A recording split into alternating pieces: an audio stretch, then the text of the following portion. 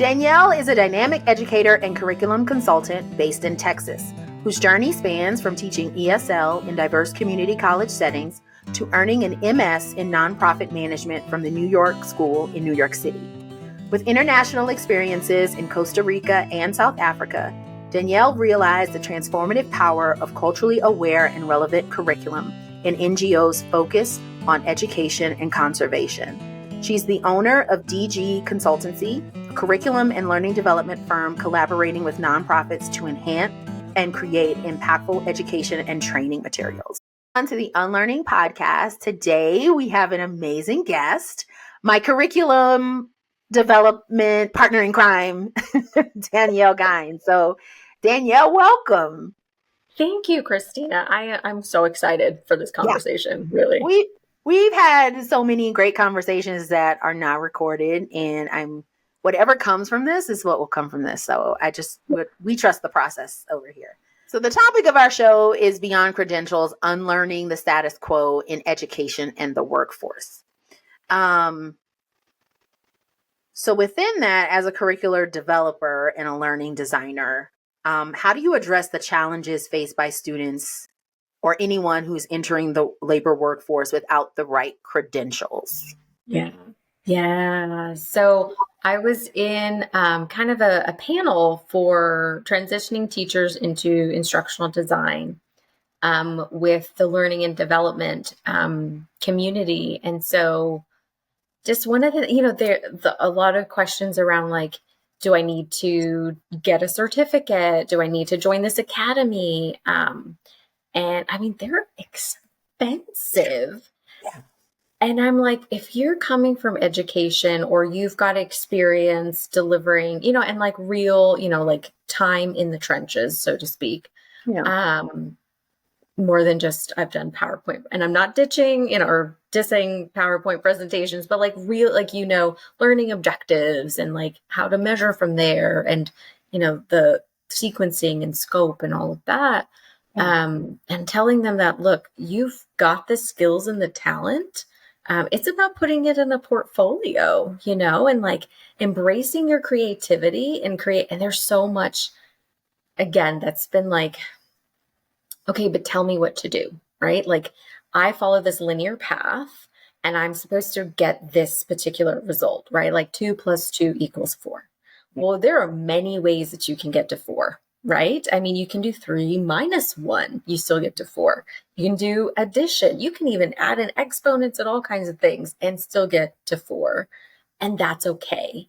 And so a lot of it is like the mindset of letting go of society's standard that this is the only way of being successful. Yeah. And it's really, that's been my whole kind of professional journey. Yes, I had a bachelor's in English, but I didn't have an ESL certificate. They gave me a chance because my mom happened to also be in the same department. And she's like, this is, I'll vouch for her. And I got like one class and I still had to make sure I did the work, did the additional research. I mean, I was like looking up information about my students' countries because it mattered. Yeah. And so I think coming into like, but do you value the work? Do you know that like I can create solutions? So I can do, whether it's curriculum, instructional design work, I have the capabilities, but it's hard because society pushes back a lot and is like, well, if you don't have this, and then you're in the hole financially and you're still expecting to get that big job. But I really, really am like, it's going to be the people you meet. It really, really is. And I have, at one point, I was trying to go for all the degrees, and because I felt I had to. Yes. And the most amazing opportunities that I've not had any, like you said, any credential. I didn't take another test. It got to the point where I had another mentor who was far along in her career, and she told me, she said, you know what? I'm just going to tell you, you don't need another certificate. You don't need another degree. You don't need another anything. You need to take the knowledge that you have and you need to do something in its totality with it. And here we are today, like having this podcast because she shed that light. And I think Mhm. that also comes from a space as a woman of Oh not yeah. being enough. And Oh, so oh yes. if Oh you got yes. all these things and these Mhm. letters, Yeah. then you're supposed to have value. I don't know if that is the same for Yes. you, but Absolutely. yeah, Like, can I really be in this room? yeah, And like being, going to graduate school in New York City, like sounds glam and bougie and like, okay. But it is like competitive, and people show up in a way that's like, New York City competitive. I mean, I'm from Dallas, Fort Worth. Like, yeah, you've got like super educated and, super affluent, but then also we're all just covered in barbecue sauce on a Friday night. Like, it is what it is. Okay. Like, there's some like, you can't be too fancy. Like, I see some yeah, yeah, on your face there. So, but I mean, like you go, it's true. It is what it is. yeah. Um, It is. and I'm, saying, yeah, the whole food culture, but you go to a city where it's like the rat race and you have to show up, and you have to always show up in a way that's like you need to be set apart. It's the American individualism like on steroids. Yeah, And it's great to be yourself, but like in a way that disconnects you from community, it's not okay. yeah, yeah. That's why I'm professionally unprofessional. Yeah, you've got Um, to be. you got to Like, be because that's how you're gonna make a real oh, quote unquote right. difference, right? If everyone, a lot of times, like even in leadership, everyone's playing the same game, and we're saying we Mhm. need to dismantle at the same time, then we can't dismantle if we're all open to playing the same game in the same way. Absolutely. And so Well, yeah, and even like, the argument of experience, right? Like if you were yeah, going to ask for a promotion, you wouldn't start with like, these are all the degrees I have. You would say, okay, this is what I've been doing, right? These yeah, these are the tasks I've done. These are the results that haven't. So the emphasis on experience and the emphasis on you being able to try new things, get uncomfortable, have hard conversations, because that's always going to be a part of the learning process, yeah, wherever we go. And just like giving yourself, especially as women, giving yourself that credit, yeah, and being like, okay, so what would that piece of paper really, really do? yeah. Do you find, because I've seen, I think what is a possible change Mhm. of like on Indeed and different job forms Mhm. now where they're saying like we're going to honor the experience even if you don't have the credentials. Are Mhm. you seeing that more within the organizations that you're working with? I think nonprofits are, I won't speak for all of them, but for the most part are, can you do the work? And most Mhm. of the time they're like, can you show a sample of your work? Um, and being able to understand, you know, the the program or the course, that the curriculum that they want to create. So if they're, if it's reskilling unhoused persons, or people that are looking to, get more job skills, first generation students, veterans, if you have experience with, that demographic, that's going to speak a lot larger and a lot louder than, well, I've got like 20 degrees. Yeah. Because a lot of people in the nonprofit sector happened into the sector as well. So Mm. there's this like kind of interesting wave of balanced wave, I should say, of formalized maybe education, but then also like heavy in experience. Yeah. Um, and even my dad, I mean, when he got retired from the military, that's the first thing he did was research. I mean, like old school style, where he was like filling out hand applications. This is what I did. These were some of the tasks, because he did a lot of training at the academy over in Quantico, and Yeah. he was able to get some courses taken care of. So I hearing him, and having, I guess, a lot of growing up and hearing him be like, you experience is so valuable. Yeah. So I think that's a lot of where that value comes from in my Mhm. own work now. Um, so you said earlier, like it's not so much what you know as who, or just, connecting. But I'm Yes. also hearing through that it's, I hate the word networking. I just want to say. I know. I know. So I how do feel you know people, but in a way, like where I'm going, that's right. authentic. Right. And not that I've got to do the networking thing so I can just get this job because that's the way I'm going to get it. Like what are your insights on that?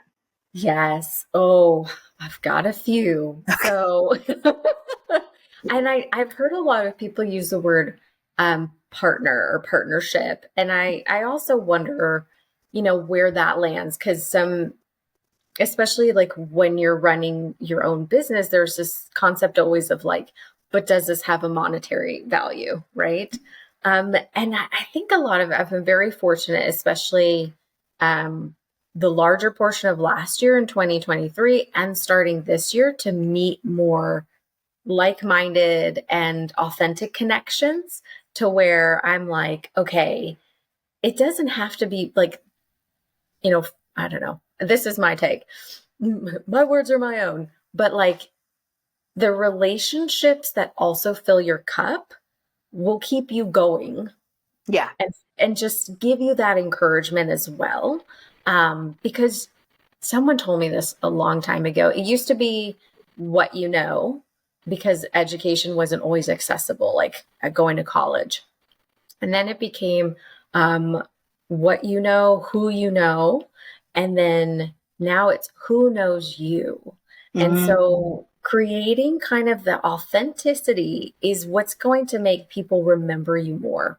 Yeah. I stand on that, Yeah. because people will say, "Oh, you've got to talk to Danielle." And I see the reaction, and I've been told, you're very authentic. And I don't say that like, "Oh, look at me," Yeah. but you have to be comfortable with who you are, and you Yeah. will attract people that are comfortable with who they are, and they will want to either collaborate or partner with you, or just speak a word of encouragement to Yeah. you, and keep you going on your journey, work, whatever that is. Yeah. So yeah, I totally hear you, because I've been in networking, situations, and the vibe is so, oh, but she can't do anything for me. And Yeah. and you're like, okay, cool. I have a couple of four-letter words for you. But then it's like, well, I wouldn't have liked to work with that person, right? I wouldn't have Yeah. even wanted to be on a panel with that person, or even like grocery shop with that Yeah. person.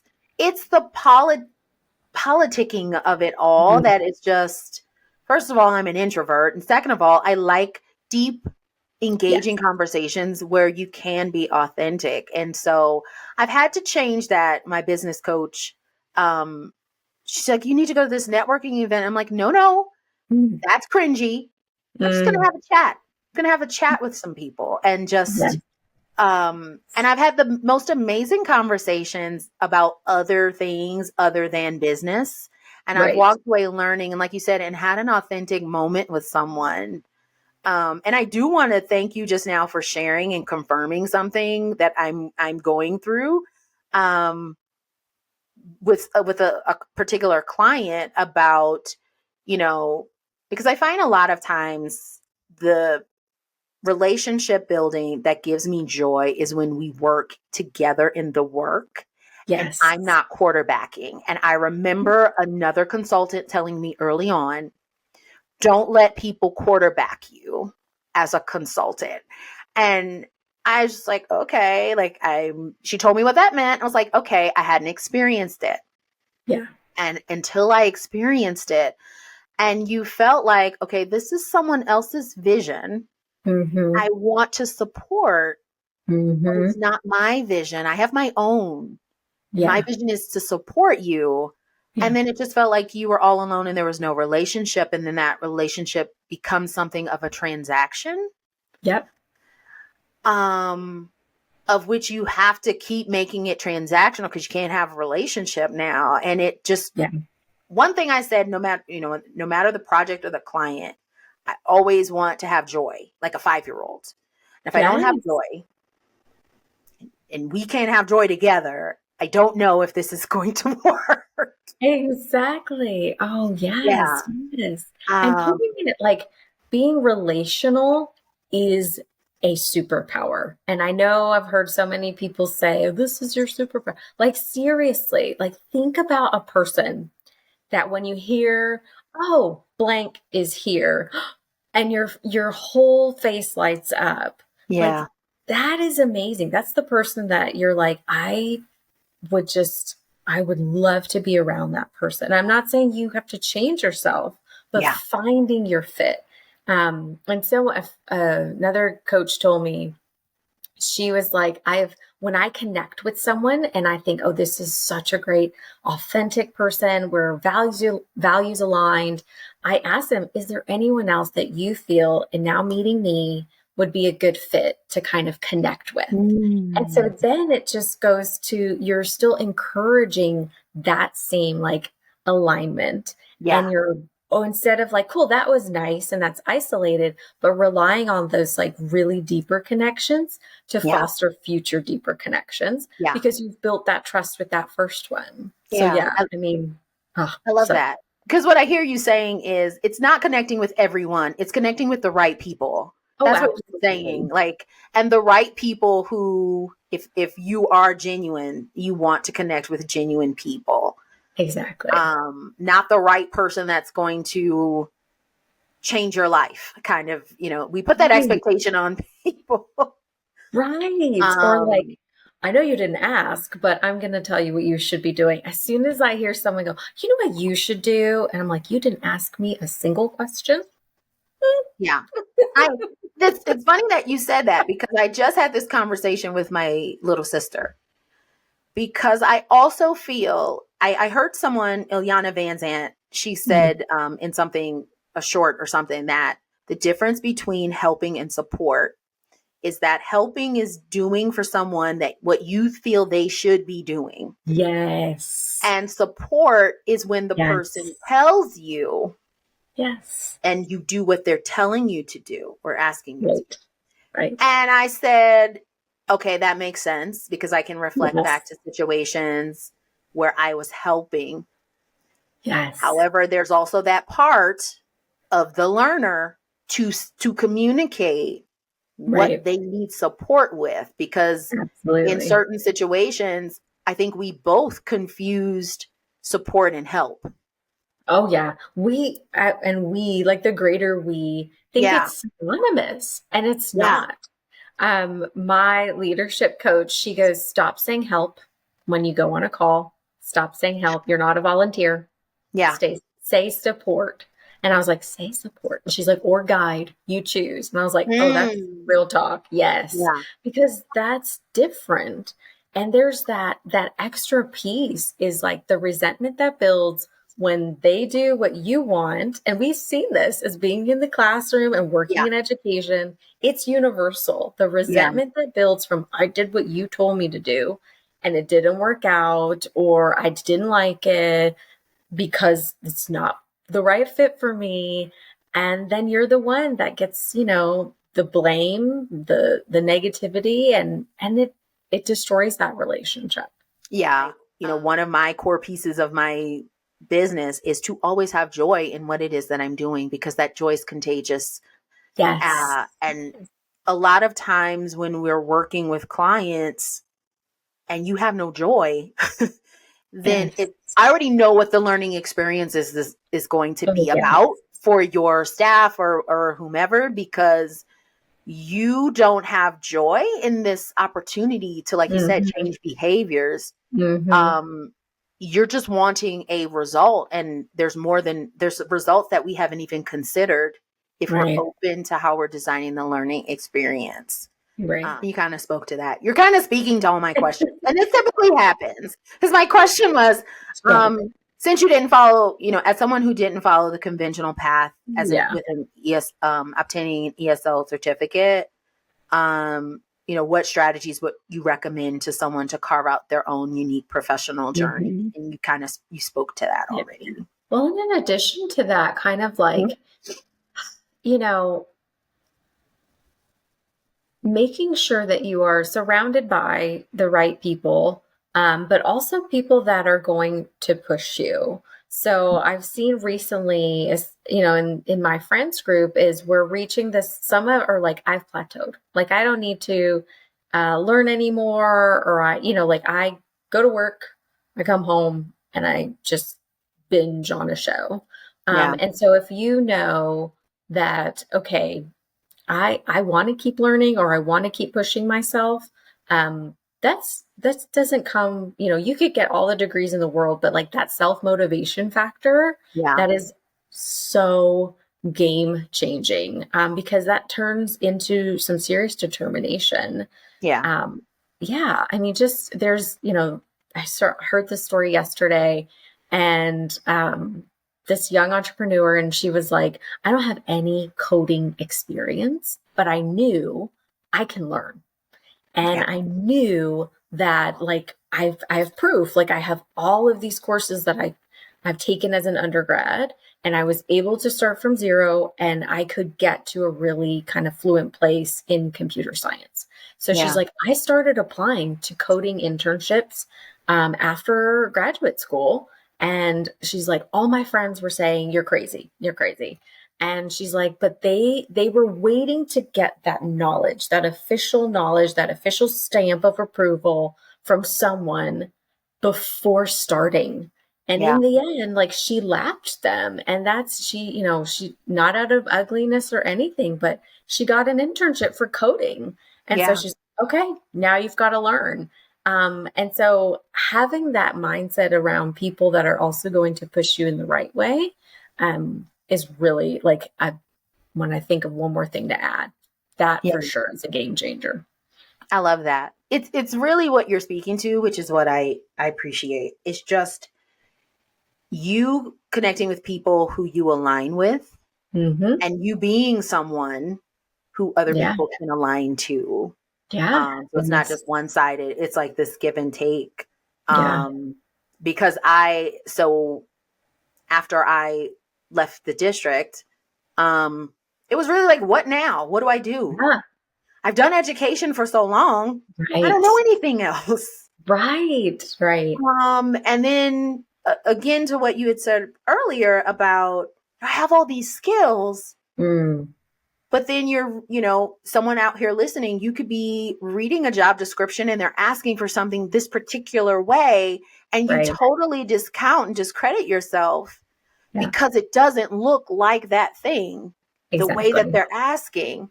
And sometimes I have found that they don't always know what they're specifically asking for. Right. And truthfully, they don't know.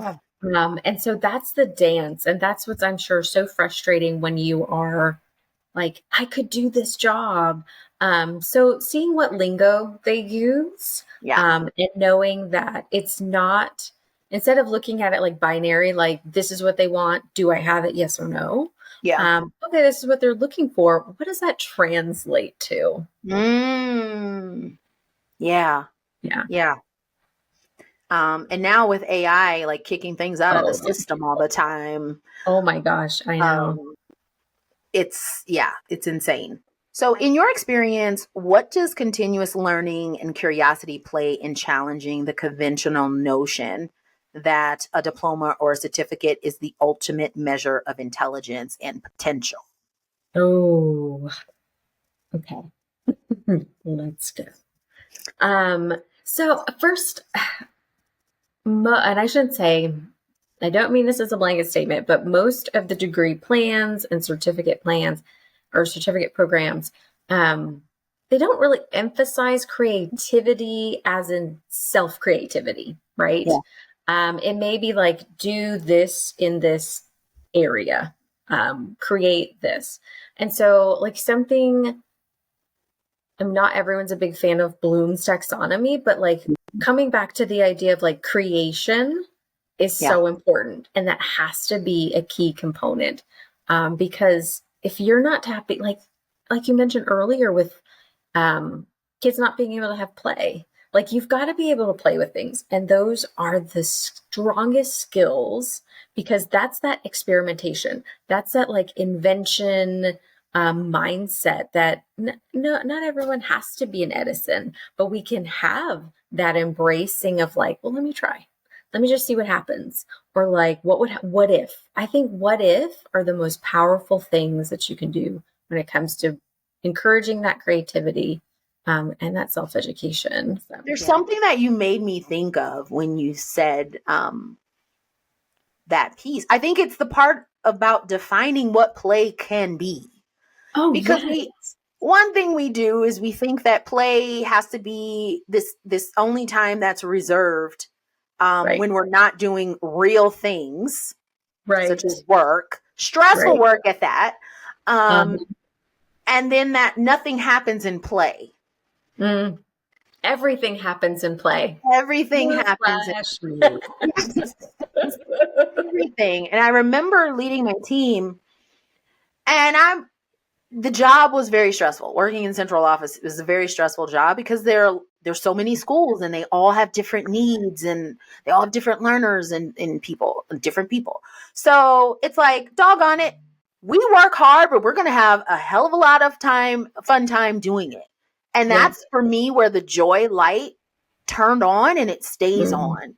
That we can do good work and we can do deep work and still have joy and still play and still laugh.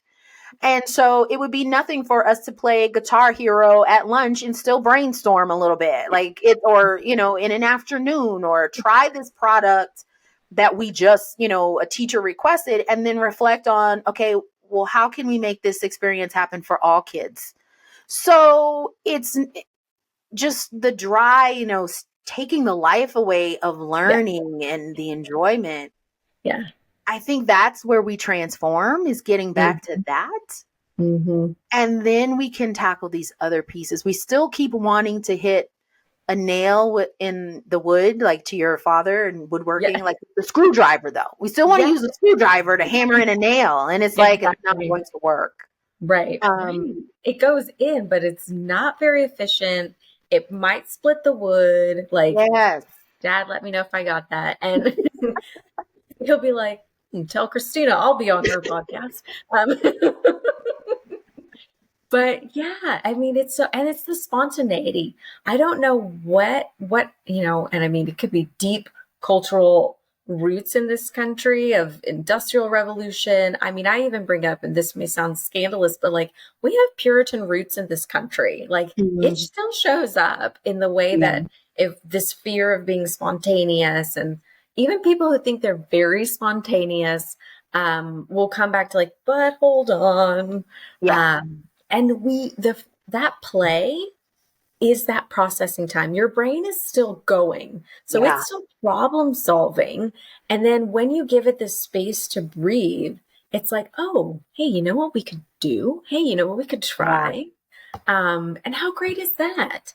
Yeah. Like, I don't know, to put yourself under so much pressure will create health problems, will create mental illness problems. Well, I mean, and then turnover galore. Yeah. So, yeah, Yeah. And no embrace that learning joy. happens. No. Learning. So working with some clients, and they want to, okay, we want to revamp our training. Okay, great. But you want the same thing done the same way. And it's like, okay, can we explore a little bit? Like, tell me Mm-hmm. about, like you said before, tell me about your staff. Tell me Yeah. what they like to do. But what I find sometimes, we are in this role, right? I'm the role of a manager. I'm the role of a leader. So I don't really know my staff like that. Yeah. And it's like, Yeah. well, then that's the first step. We need to figure out a little bit and play around and explore Yeah. who is here, because Right. yeah, there are some people who just want to do a job and they want to do their job and then go Yeah. home. Yeah. But I don't think there's anyone who doesn't want to do their job well. And if Right. they had the opportunity to get better at something within their work, they would gladly do that. But it has to speak to them. And I think that's, not only are you talking about play, my other piece for you, and again, I keep saying this is the last question, but it's not. It's like, what role do you think culturally responsiveness is playing in like your design? And that's a two-parter, like from your own lived experience, however you'd like to go with that. But also, then how are you helping, or do you see a need in Mm, how culturally responsiveness is playing that, or DEI, as mm, other people would say? Like, how is that mm. playing into the work that you do? Yeah. So I think a lot of it is, first and foremost, I think to get better, we aim for this word empathy, right? We say we need to be empathetic. Empathy is a value, but the thing is with empathy, you need to remember painful moments. Mm, And now I'm not talking like deep traumatic moments, but like for example, if someone, um, I was at this fundraising event and one of the athlete ambassadors, it was for a nonprofit called Right to Play, and it was about bringing play-based learning to children in war-torn countries or very impoverished countries so that they could have the creativity, mm, but also be able to be kids and also learn. And so he got up, and I mean, it was just incredible. And he goes, "How many of you were ever picked last in a game?" And like hands went up. And I mean, we're grown adults and we're all like, I mean, when's the last time we played dodgeball or Red Rover or did yeah. hopscotch, anything? And we're all like, "Yeah." He goes, "How many of you hated that?" And like all the hands are like, "Yeah." And he connected in a way that like here were people in New York City that maybe they'd never been to Jordan or they'd never been to areas where the country or the countries where the programs were being held, but he connected the dots. And so empathy is about remembering, some uncomfortable, painful moments Yeah. and coming again and being like, okay, what does this teach me? And how can this, like, this memory, and again, this is not to open the door to like deeply traumatic moments. And I'm not saying shut that door. Yeah. Everyone should, of course, take care of themselves, especially with their mental health. But like, how can these past experiences of discomfort, coming back to that, help me create something? So my second language is Spanish. And so coming back to my ESL students and not always feeling in the Hispanic community, like, I mean, that's the first thing people ask. "Oh, you're Puerto Rican? Do you speak Spanish?" Like, that's your card, like that's your, and so instead of becoming like, "Oh man, nobody sees me as real," or, I've been told you've got to be half, but like, how do I shift that? I know I could go on about that Oh my conversation. gosh. Oh yeah. And yeah. So I shift that and think, and that's where you've got to be able to say, that's them. It's not me. But how can I turn that into something really powerful especially when it comes to learning?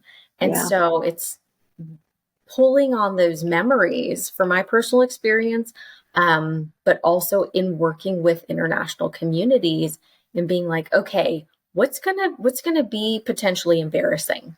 What's gonna be something where they may not be able to talk to each other? Are there dynamics between male and female? Are there dynamics between ages? How are we going to be able to navigate that? What about familiarity with technology? Hmm. Things like that. And so, as weird as, or maybe obvious, I don't know.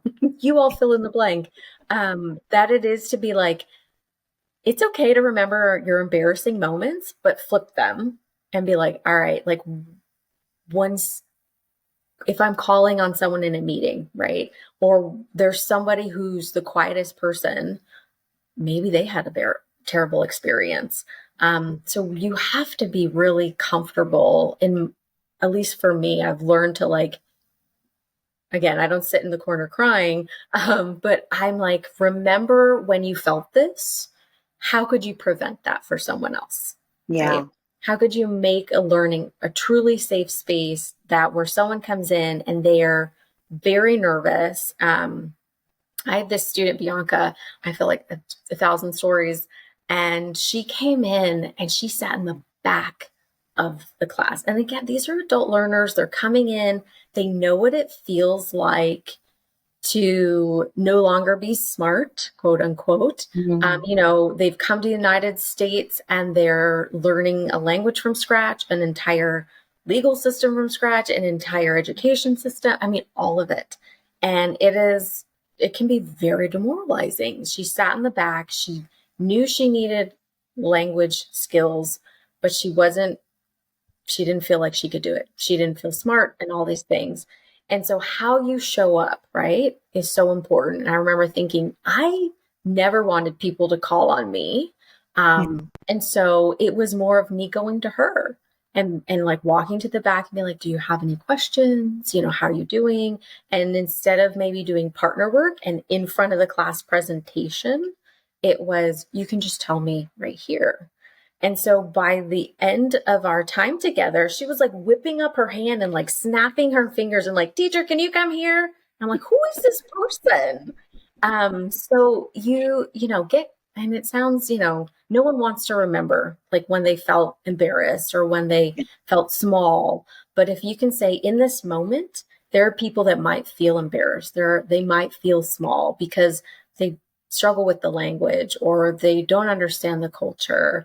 So then how can I create something so that they can learn in an incredible way and they can learn the knowledge and the skills that they need so it speaks to them and creates that long-term behavior change.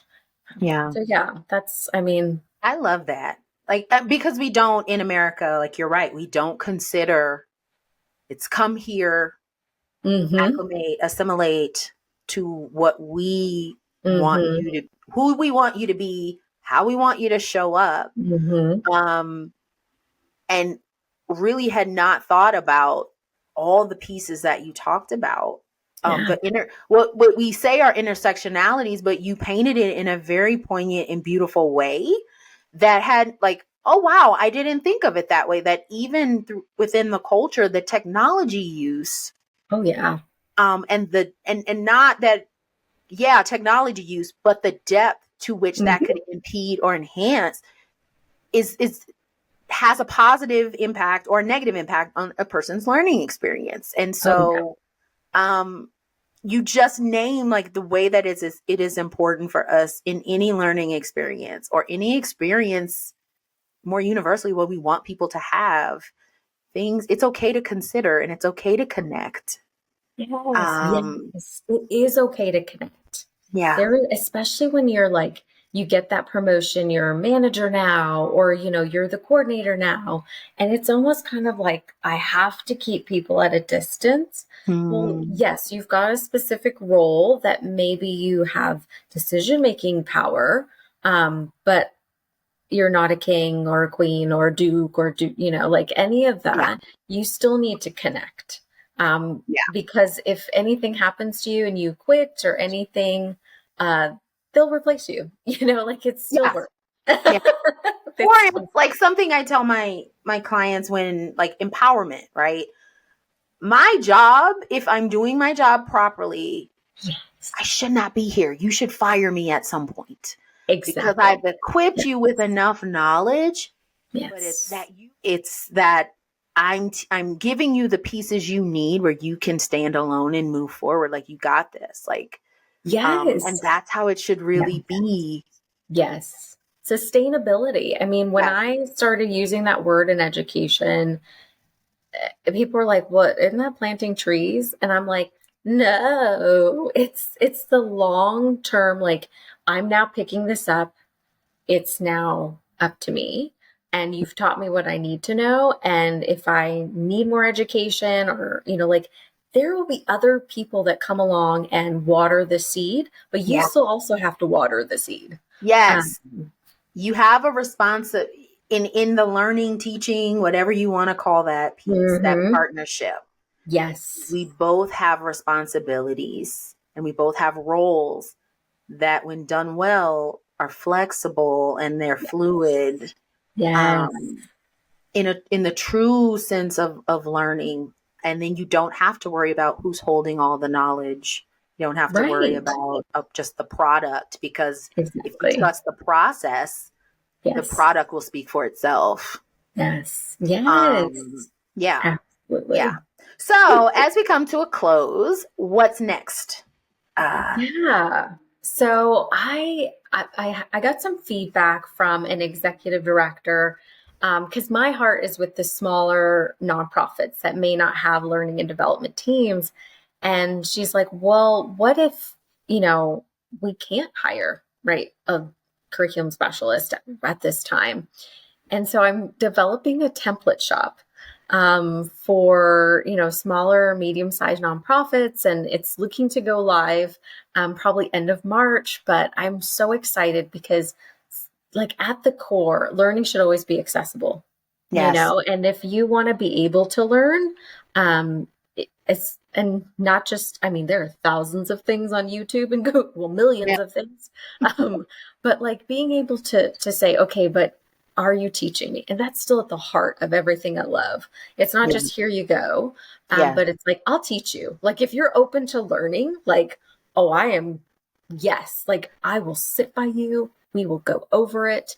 And so having templates to have nonprofits feel empowered with, Mhm. short little explainer videos, but for them to feel like, okay, I'm learning how to do this. So now I'm able to have this skill, and going forward, we'll always be able to do, some kind of curriculum creation in a way that's really strong. And it Yeah. doesn't scare me to be like, well, that could have been a client. Are you kidding me? The point is stronger communities. Yes. It is the whole Yes. thing. Yeah, I love that. absolutely. And um people don't know the cost. Right. The cost long term Right. to commit and the cost money wise, and having to explain, you want, sometimes I say caviar dreams on a tuna fish budget. We've got to be realistic. I love What I can be love done. it. I've had to tell, like, look, I love you. And we Yeah. have to think of, here's, and I guess it's just bad experiences previously Right. where they feel like if I give you a budget, you're gonna make it Mm, this much. And it's like, mm, no, here are the things you're paying me for. right. You Right. are paying me for the thing that you cannot do. Let's name what you cannot do or you don't want to do right now. Right. Let's Right. name those things out. And that's what I do. We go down the list together and then I say, Mhm. and here's what I will do. Yeah. And now we see the Love that. value. Yes. Not, but yeah. Okay. I love What it. else is next? So we got templates that are going to be released in March. What are you calling it? Is it just Oh, what's the it's basic. It's Danielle's template shop. There you go. Danielle. Okay, Danielle's Right template shop. confusion. And the templates, and I love that about you because not only are you just like so passionate and compassionate, you break things down like an educator, just simple.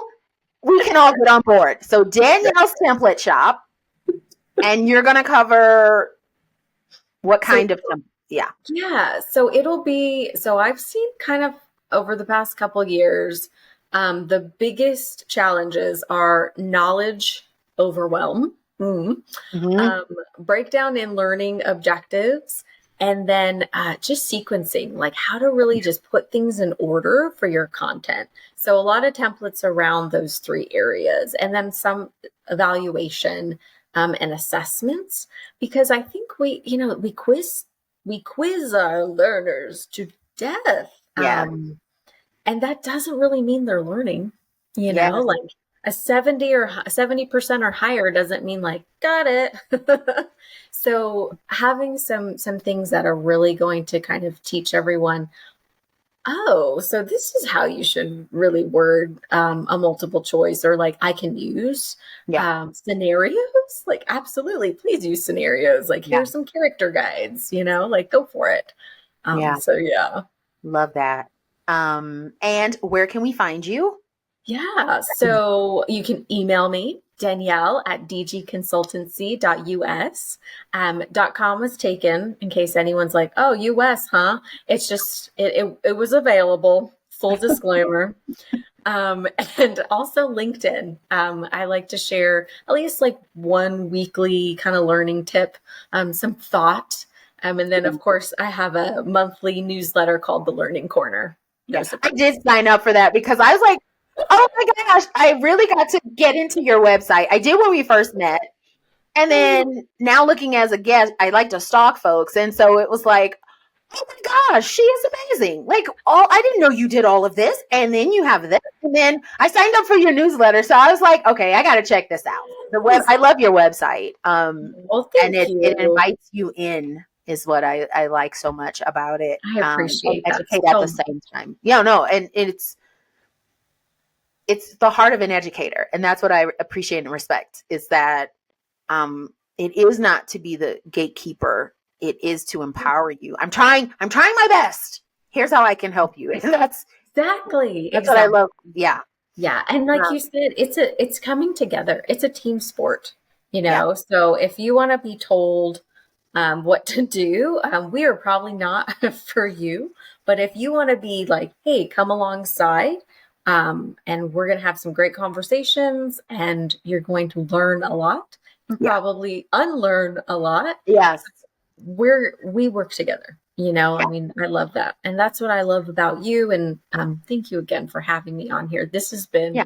such a blast. Well, as I always tell the people who get to this point, it's like the table is always open. If you just want to come and you want to, I'm going to own that this was a geek out session for you and I, and Okay. other people were listening in. If you want to teach us something, or you want to walk us through your template, or you want to do, we can. Yeah, definitely. You're always welcome Oh my gosh. Yeah, to do that. absolutely. So I want to thank you all for listening. Please support our podcasts, like, share, comment, subscribe. You know what to do. Danielle will be back with Yeah. something. We just don't know what yet, but we're going to figure it out. Thank you all for listening. And until next time, God bless. Bye.